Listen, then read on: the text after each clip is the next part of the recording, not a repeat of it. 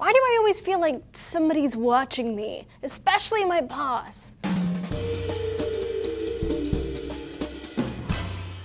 Hey guys, Julia here for DNews. In January 2015, Science magazine declared the end of privacy. From medical records to location tracking apps to your shopping history, your online life is no longer just your business. In fact, it can become your employer's business too, according to a recent ruling from the European Court of Human Rights. They declared a firm was well within their rights to take a peek at an employee's Yahoo Messenger chats that he sent during work hours. Apparently, the firm banned all employees from using the internet for sending personal messages during work hours. The company suspected that one employee was talking about work-related matters to people outside the company, so they read his messages and then fired him. And the court ruled they had every right to do that. In response, multiple groups across Europe issued warnings to bosses, saying things like staff who are being stooped on are less productive and less healthy, which is true. Increased monitoring and supervision stresses employees out, according to a study published in the International Journal of Human-Computer Interaction. So you probably shouldn't be watching this video at work because odds are they're watching you.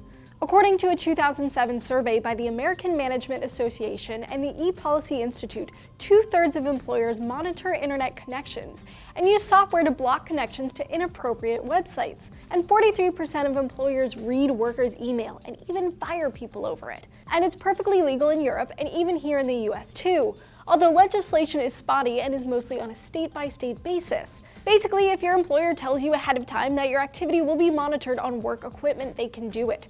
In 2010, the Supreme Court ruled that's especially true for government employees, but the judges left wiggle room because they knew technology is changing, so a future decision might finally decide the right to privacy at work. So now that we know it's legal and common, how are we being tracked on the internet? Well, your employer probably uses software and hardware to scan for intruders. But as much as it looks for threats outside the company, it looks internally too. It can scan your data for clues of bad behavior, like looking for certain keywords when you search for things online, or reading your outgoing email for any company secrets. But privacy is part of a broader issue of how we're tracked online, even in our own home. Many sites use cookies, which are text files websites put on your computer, and this is actually kind of for your benefit. Basically, they tell the website if you've been there before, what links you might have clicked on, that sort of thing. It helps personalize the website experience to you. Like if you're on a news website reading about the Oscars, it can show you the related stories about the Golden Globe, so it's not all bad. But sometimes it can get a little creepy. Search engines know a ton about you. If you have certain settings turned on, they can track your location on your smartphone and even know every voice command you've said.